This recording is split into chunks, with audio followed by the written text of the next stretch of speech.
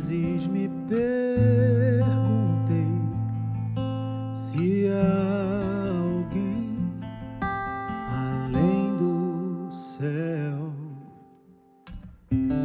Quantas vezes me questionei se esse alguém é uma projeção dos meus sonhos de infância,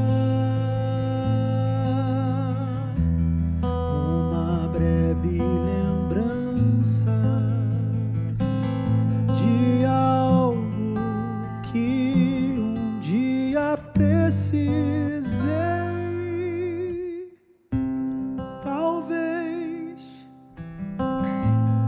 Talvez haja alguém além da imensidão do céu. Talvez eu não esteja aqui tão só.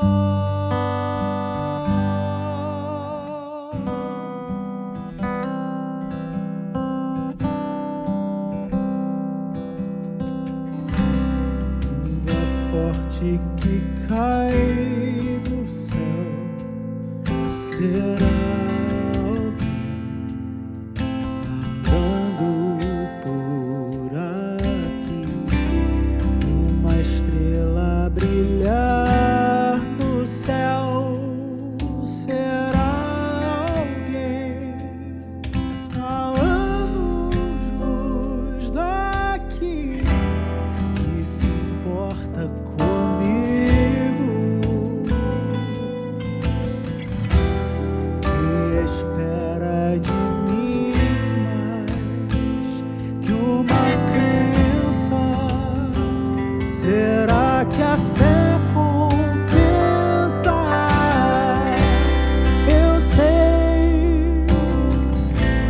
Eu sei, alguém além da imensidão do céu.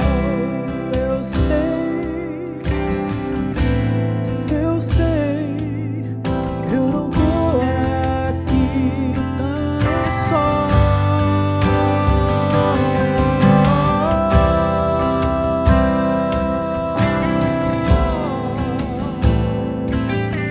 Alguém além da imensidão do céu. Eu sei, eu não tô aqui tão só.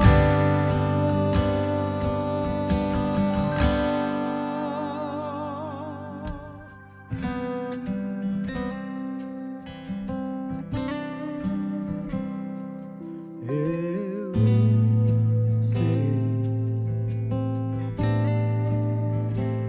há um Deus,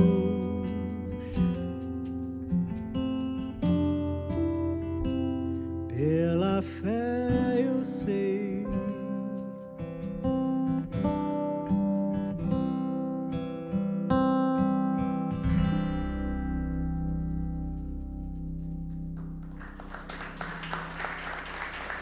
Obrigado.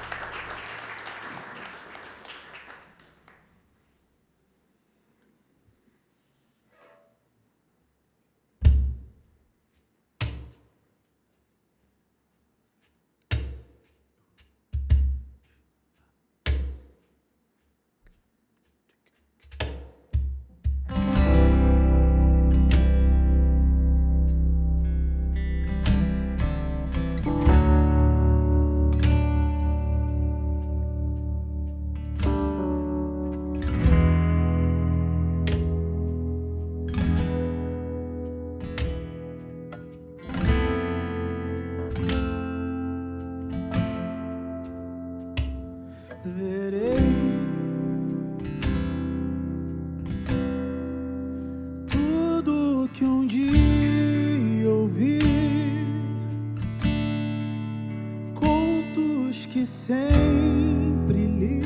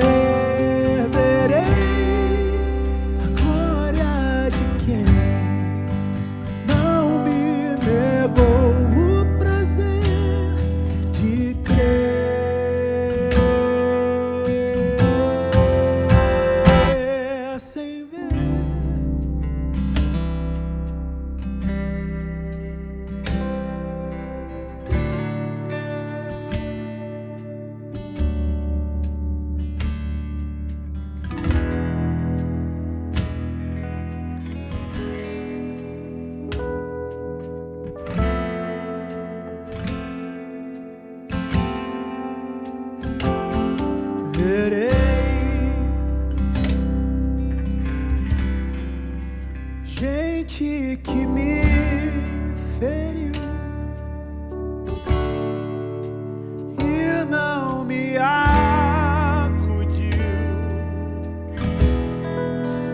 quando chorei.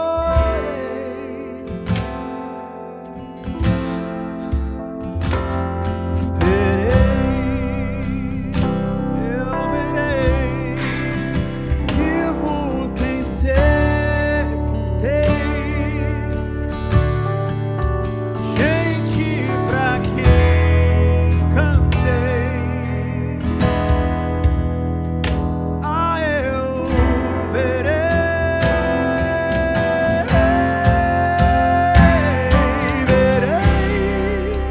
tudo que sei e tudo que não sonhei conhecer. Verei a glória de quem não me negou o prazer de crer. Verei tudo que sei e tudo que não sonhei conhecer. Verei a glória de quem não me negou o prazer de crer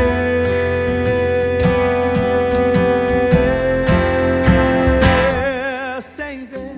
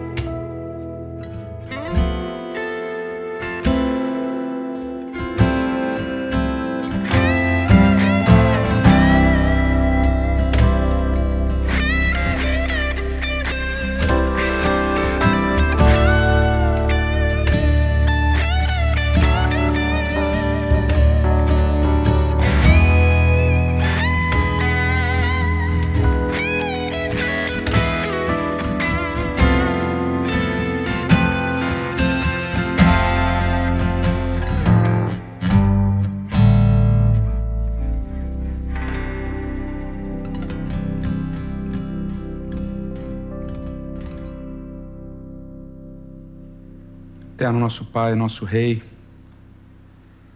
como diz Paulo, tudo que nós vemos hoje, nós vemos em parte. O mesmo Paulo completa que um dia nós veremos completamente. Um dia veremos como somos vistos. E essa esperança que nos move, Senhor. E agora que vamos, pela última vez nessa série, estudar um pouquinho mais sobre a Tua revelação. Mais uma vez te pedimos a condução do Teu Espírito, em nome de Cristo Jesus. Amém. Amém.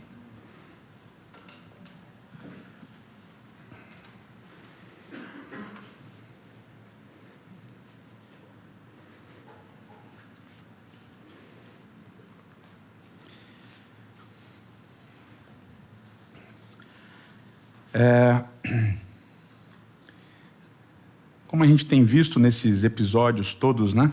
Os 5 anteriores, a ideia de um silêncio de Deus é um tema que percorre não só a Bíblia, mas outros escritos do Antigo Oriente Médio também. Mas é um tema que ressurge, vamos dizer assim, mais fortemente após a Segunda Guerra Mundial, durante e após a Segunda Guerra Mundial. Né? E muitas pessoas vão escrever sobre ele, muitas pessoas vão falar sobre ele, e notadamente muitos dos sobreviventes do Shoah, do Holocausto, vão mencionar em seus escritos. O Elie Wiesel tem uma série, uma trilogia sobre o que ele viveu no Holocausto, e ele fala bastante sobre essa questão da fé, do silêncio e da relação com Deus quando parece que ele não fala mais, né? Quando ele permite que atrocidades sejam cometidas. E essa é uma questão que é muito difícil para quem crê em Deus lidar. É você imaginar que Deus existe, imaginar que Ele é amor e, ao mesmo tempo, olhar ao seu redor e ver o que as pessoas fazem umas com as outras, e a questão meio que básica, meio que óbvia que surge e brota na sua cabeça é: onde está Deus? Por que Deus não está falando? Por que Deus não está fazendo? E a gente trabalhou, principalmente na última semana, no último episódio, exatamente um pouquinho sobre essa ideia de que, quando Ele parece estar em silêncio, na verdade Ele está convidando, né? O convite do silêncio, Ele está convidando para que pessoas falem em seu nome, que profetas, que pessoas se levantem com a mensagem dEle.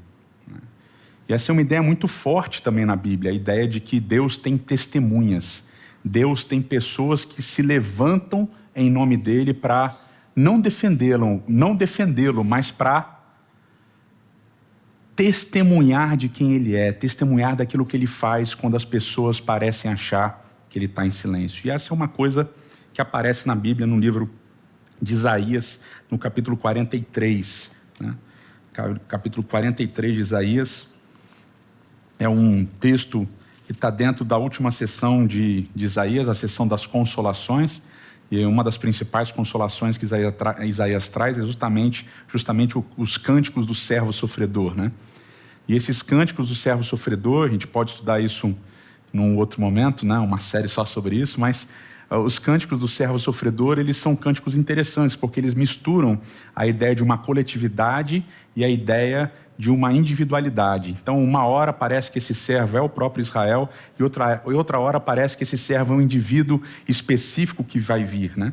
E no capítulo 43, a gente tem um pouquinho dessa mistura nesse momento para falar de testemunha. A partir do verso 10, ele diz assim: vós sois as minhas testemunhas, diz o Senhor, o meu servo a quem escolhi, para que saibais e me creais e entendais que eu sou o mesmo, que antes de mim Deus nenhum se formou e depois de mim nenhum Deus haverá. Eu sou e fora de mim não há Salvador.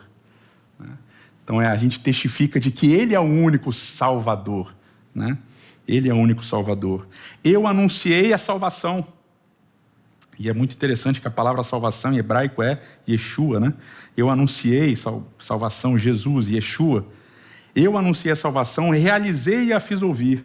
Deus estranho não houve entre vós, pois vós sois minhas testemunhas, diz o Senhor. Eu sou Deus. Né? Então a ideia de que Deus levanta testemunhas para falar da salvação dele.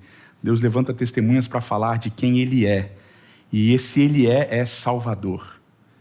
E eu levantei a salvação. Eu sou o Deus Salvador. Antes de mim não havia, depois de mim não vai haver. E vocês são as testemunhas dessa salvação. Vocês são as testemunhas do que eu fiz. E esse é um processo extremamente importante, extremamente relevante da gente pensar na nossa vida. Porque nos momentos em que as pessoas, e eu vou talvez trazer individualmente uma reflexão intimista, né? Mas a gente depois pode pensar coletivamente nisso. Nos momentos em que você se sente mais desafiado, quando você acha que Deus não está falando com você e as coisas estão acontecendo, é preciso que você se lembre dos momentos em que Deus agiu na sua vida. É preciso que você se lembre dos momentos que Deus fez alguma coisa na sua vida. E lembra lá do primeiro episódio do processo comunicativo? O silêncio é sempre presente. O silêncio é sempre o presente, mas o silêncio do presente lembra que houve fala antes e que vai haver fala depois. Então, quando hoje as coisas parecem em silêncio, é necessário que você lembre, ou seja, você testemunhe para você mesmo do que Deus fez ontem, para que você ganhe forças para pensar no que Deus vai fazer amanhã. Então, é um processo curioso, porque a gente testemunha da salvação de Deus para a gente mesmo. Mas aqui em Isaías 43 diz que a gente precisa testemunhar da salvação para os outros. Da salvação que Deus fez em nós, para que Deus possa trazer salvação também através de nós. E esse processo de ser testemunha é sempre um processo complicado, né? O que você vai testemunhar? Como você vai testemunhar? Como é que vai ser essa situação?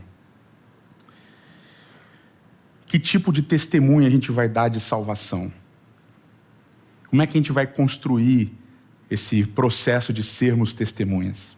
E tem um indivíduo, uma história um tanto bizarra, e eu trouxe aqui porque eu imaginei que eu podia esquecer.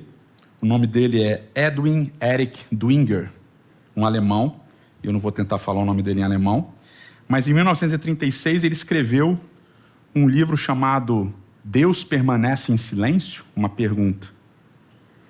E nesse livro ele denuncia as atrocidades que ele, como um enviado do governo nazista para a União Soviética, ele vai denunciar nesse livro o que ele chama de genocídios, ou ele chama de assassinatos coletivos, de violência coletiva que acontecia no regime stalinista. E ele denuncia fortemente tudo o que acontecia no stalinismo. E aí ele escreve algumas frases interessantes. Ele diz assim, ó: como Deus pode falar se o ser humano permanece em silêncio? Como Deus pode falar se o ser humano permanece em silêncio? E ele acrescentou: não. O silêncio de Deus não é uma evidência contra a existência de Deus, pois Deus se manifesta através das suas criaturas. Se elas não o fazem visível, como ele pode ser visto? E a gente pensa, caramba, né? Bonito pra caramba o que esse cara escreveu, né? Ou seja, eu estou olhando aqui na União Soviética as atrocidades que o Stalin está fazendo e eu estou denunciando. Ou seja, eu não posso questionar se Deus existe, se Deus não existe, se eu não estou falando, e eu estou falando. E aí vem o plot twist, né? Que tem sempre uma reviravolta, né? O cara trabalhava para o regime do Hitler. O cara era super influente no regime do Hitler. O cara era do alto escalão. Cooperou com o regime. E foi esses relatos dele que convenceram as pessoas, né, o regime hitlerista, a invadir a Rússia e dominar também a Rússia. E por que é um plot twist interessante? Porque ele travestiu de religião um discurso que era um discurso político. Ele, como oficial do exército nazista, escreve um livro conclamando as forças nazistas a invadirem a Rússia para acabar com as atrocidades que o governo stalinista estava fazendo, que o regime stalinista estava fazendo na União Soviética. E ele fecha os olhos para o que está acontecendo aonde? Na Alemanha nazista. Com os campos de concentração que já existiam. Campos de trabalho forçado que já existiam. E assim a opinião pública, com essas falas, não é bonito que ele escreveu? Como é que Deus pode ser visto se as criaturas dele permanecem em silêncio? Bonito? Então ele conclama as pessoas a agirem. Vamos lá, no outro lugar, invadir aquele pessoal para libertar para matar uma galera, mas a gente vai libertar um pessoal também. Mas no quintal da casa do Dwinger, o que acontecia? E o que vai acontecer depois? Que tipo de testemunho é esse que ele está dando? Vocês estão percebendo? Ele está travestindo um discurso religioso, mas na verdade o discurso religioso é para corroborar as próprias crenças dele. E na verdade o discurso religioso de dizer que nós precisamos falar em nome de Deus, do Dwinger aqui na Segunda Guerra Mundial, é um discurso que vai promover o quê? Violência. Não só promover violência contra a União Soviética, mas vai também fechar os olhos para a violência que está acontecendo aonde? Na própria Alemanha nazista. Uns milhões e milhões de judeus, ciganos, homossexuais, negros, pessoas com deficiências mentais sofreram durante o regime nazista. Vão matar eles porque eles são maus. Mas os na nossa casa a gente mata também, deixa matar, mas eles são maus também. E isso cria um problema para a gente, porque o cara está falando bonito, escreveu bonito, está falando sobre Deus, lindamente, testemunhando. Não podemos ficar em silêncio. Mas esse silêncio é só para... A fala de Deus, no caso, né, esse silêncio que ele não quer permitir é só em benefício dele mesmo, não dos outros. Eu falo em nome de Deus para trazer violência para o outro. Eu falo em nome de Deus para matar o outro, para conquistar o outro, para me sobrepor sobre o outro. E quando Deus chama as suas testemunhas, os seus profetas para falar em seu nome, é muito claro qual vai ser esse discurso. É muito claro qual vai ser essa ação dessas testemunhas e desses profetas. Jesus, quando ele vem, o verbo encarnado, a fala encarnada de Deus, quando ele vem e prega, vocês lembram, João capítulo 13, ele fala muito claramente. O que diz lá em João capítulo 13? Novo mandamento vos dou, que vos ameis uns aos outros. Esse é o novo mandamento. Vocês vão ser conhecidos quando vocês se amarem. As pessoas vão saber que vocês são meus discípulos quando vocês se amarem. E eu gosto porque João revisita na oração sacerdotal, João capítulo 17, e ele trabalha de uma maneira um pouquinho mais, na minha opinião, profunda e teológica. Ele fala da oração sacerdotal de Jesus e ele diz assim, Jesus no Getsêmani, Jesus se despedindo, Jesus nos últimos momentos.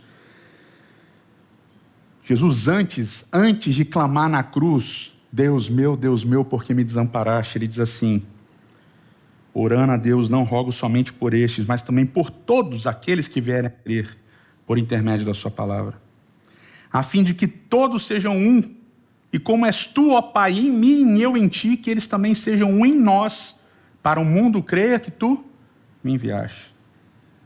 Eu lhes tenho transmitido a glória que você me deu, para que eles sejam um, como nós somos. Eu neles e tu em mim, a fim de que sejam aperfeiçoados na unidade, para que o mundo conheça que tu me enviaste e os amaste, como também amaste a mim.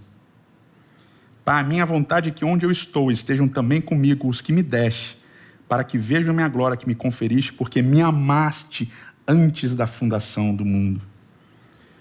Pai, o mundo não te conheceu, eu, porém, te conheci, e também estes compreenderam que tu me enviaste. Eu lhes fiz conhecer o teu nome, e ainda farei conhecer, a fim de que o amor com que me amaste esteja neles e eu esteja neles. Como é que as pessoas vão saber que Cristo está em nós e que nós falamos em nome de Cristo e falamos em nome de Deus? Quando as pessoas verem em nós o amor. O amor que fala, o amor que age.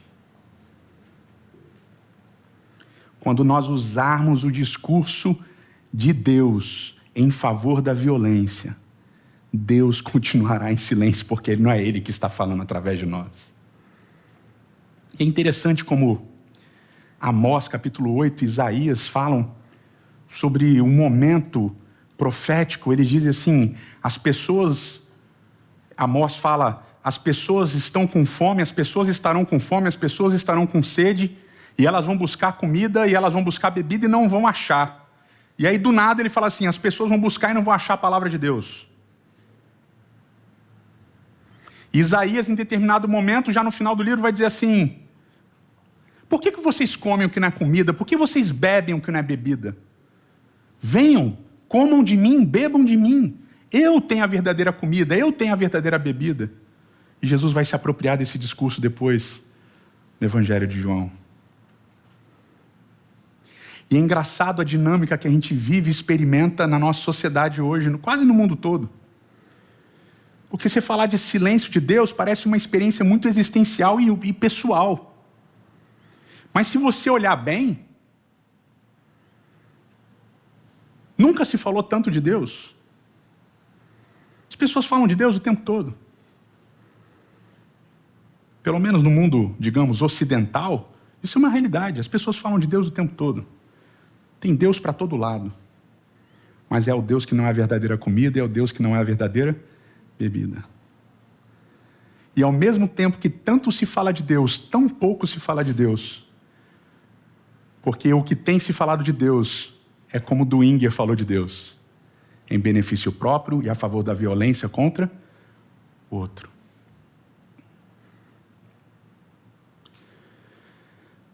Quando há o silêncio de Deus, é porque nós silenciamos de clamar pela justiça a favor daqueles que não podem clamar, mas principalmente porque nós paramos de viver e de pregar o amor. Deus silencia quando nós paramos de nos amar. Deus silencia quando nós paramos de agir com amor e de testemunhar da salvação que Ele operou na nossa vida e vai operar na vida de todos aqueles que assim permitirem. O Deus silencioso só é silencioso porque o amor está silencioso em nosso coração, em nossas ações, em nossas palavras. Esse amor precisa voltar a arder dentro de nós. Porque esse Deus que tem sido pregado, esse Cristo que tem sido pregado, não é o Deus da Bíblia, não é o Cristo da Bíblia, mas é mais violência e mais opressão. E Deus continua em silêncio enquanto falam em nome dele. Mas Ele convidou testemunhas para que se levantem, pessoas para que se levantem e vivam esse amor, e espalhem esse amor, e clamem por aqueles que não têm como clamar. Para que essas pessoas que estão sozinhas e individualmente, existencialmente sofrendo, vejam no nosso testemunho a operação da salvação de Deus em nós e através de nós. Que Deus fale através de cada um de vocês, através de mim, e que esse amor queime no nosso coração. Que onde houver o silêncio, haja poesia. Não a nossa poesia, escrita para a perpetuação das nossas vontades, das nossas violências, mas a poesia que vem de Deus, que é um clamor por libertação. Eu termino com uma das experiências que eu acho mais interessantes. Finalzinho de capítulo 2 do livro de Êxodo. Finalzinho do capítulo 2 do livro de Êxodo. Diz que um tempo passou e o rei do Egito morreu. E o povo de Israel suspirava. Eles choravam por causa da escravidão. Eles clamavam e clamavam alto por causa da escravidão que eles estavam vivendo. E hoje tem sido assim. Quantas pessoas têm clamado? Quantas pessoas têm buscado? E aí vem um texto que eu acho lindo. Diz assim: Vaishma Elohim et nakatam. E ouviu Deus o clamor, o gemido deles. Vaiskor Elohim et beritou. E Deus se lembrou da sua aliança com Abraão, com Isaac e Jacó. Vaiar Elohim et bnei Israel. E Deus olhou os filhos de Israel. Vaiadá Elohim. E conheceu Deus. Para cada clamor, para cada gemido daqueles que já não tinham forças e que achavam que Deus estava em silêncio, que achavam que Deus estava escondido, que diziam: talvez, será? Talvez Deus não existe, talvez Deus não esteja me escutando, talvez eu tenha feito alguma coisa de errado, talvez eu tenha me afastado de Deus, por isso que Deus não está falando comigo. Quando essas pessoas clamavam, Deus ouviu, Deus se lembrou, Deus viu e Deus conheceu. E o que é mais legal, capítulo 3 de Êxodo começa assim: o Moshe Hayá Roê. E Moisés era pastor de ovelhas. E Moisés era pastor de ovelhas. Quando Deus escuta o clamor, quando Deus lembra da aliança, quando Deus olha para o povo de Israel e quando Deus conhece a situação que eles estão passando, como é que Deus vai agir? E Moisés era pastor de ovelhas. E aí Deus chama Moisés. E o que Moisés vai fazer? Vai libertar o povo do Egito, vai salvar o povo do Egito. Quando há o clamor, quando há o gemido por ação de Deus, Deus envia uma pessoa, Deus envia uma testemunha, Deus envia um profeta. E esse profeta vem para libertar, para salvar. Quando Deus parece em silêncio, é porque Ele está levantando pessoas para, no nome dEle, trazerem libertação e salvação. Eterno nosso Pai e nosso Rei, Senhor, a gente não sabe de onde tem partido clamores, a gente não sabe de onde tem partido gemidos. A gente tem uma ideia vaga de quantas e quantas pessoas têm sofrido. A gente tem uma ideia vaga a partir dos nossos próprios sofrimentos, às vezes pequenos, às vezes um pouco maiores. Mas, Senhor, a gente tem convicção, por causa da Tua palavra, de que nós fomos chamados para sermos testemunhas do Teu amor, para vivermos esse amor, pregarmos esse amor, e por causa desse amor, testemunharmos da Tua salvação. Por favor, Senhor, continue nos levantando, continue derramando sobre nós amor, continue fazendo da nossa vida um poema de amor, continue fazendo da nossa vida um clamor daqueles que não clamam. Continue, Senhor, nos guiando daqui para um lugar melhor. Em nome de Jesus. Amém.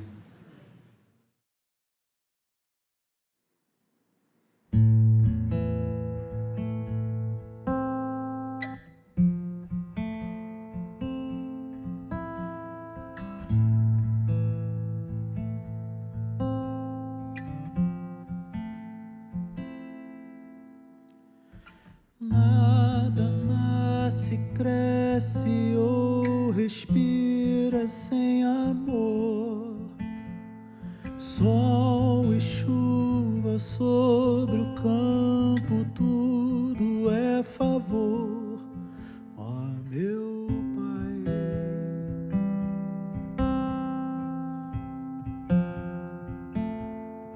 ó meu Pai.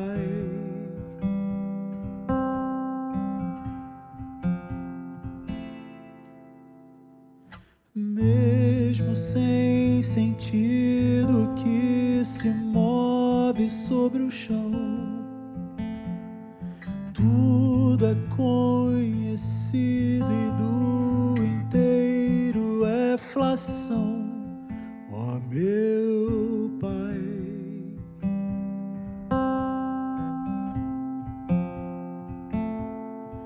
ó meu Pai.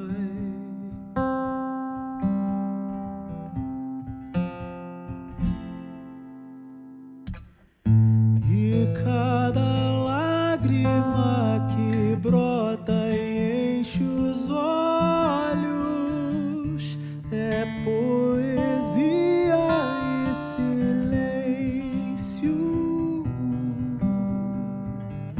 E cada corpo que no pó da terra desce é poesia e silêncio.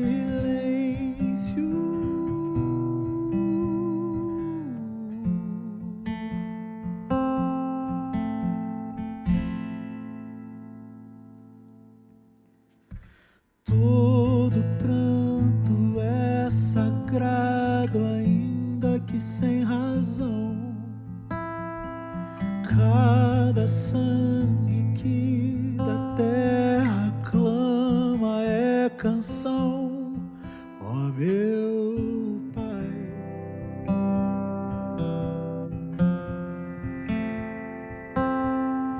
ó meu Pai.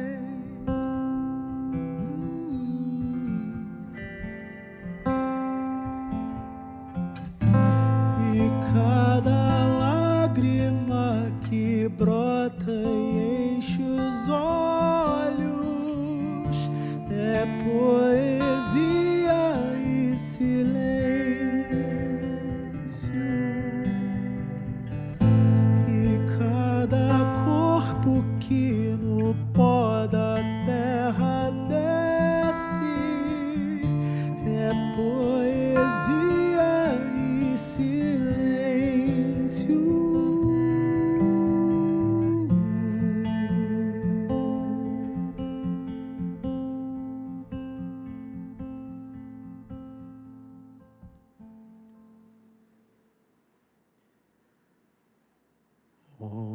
Homens e mulheres, pobres, filhos, mães solteiras, gays e órfãos, governantes, torpes, loucos, missionários, peregrinos e refugiados, corpos são violentados, pequeninos, afogados no Mediterrâneo. A natureza arde em chamas, nada nos constrange. O trabalho escravo impera, nos calamos ante a fome. Pontes de concreto clamam pelo miserável. Injustiça esmaga-me, perdoe. Já não sei se a graça basta. Erga-te do trono agora, que a ação sufoca. O opressor prospera e meia arte nos aponta a resposta. Se cada lágrima que brota enche os olhos, é poesia e silêncio. Se cada corpo que no pó da terra desce, é poesia e silêncio.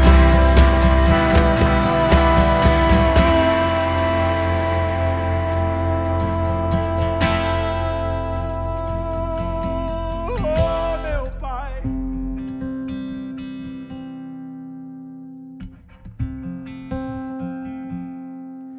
Oh, meu Pai.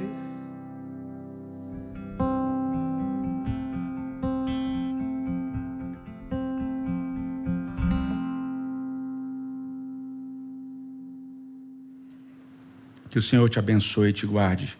Que o Senhor faça brilhar o seu rosto sobre ti e tenha misericórdia de ti. Que o Senhor sobre ti levante seu rosto e te dê a paz. Amém.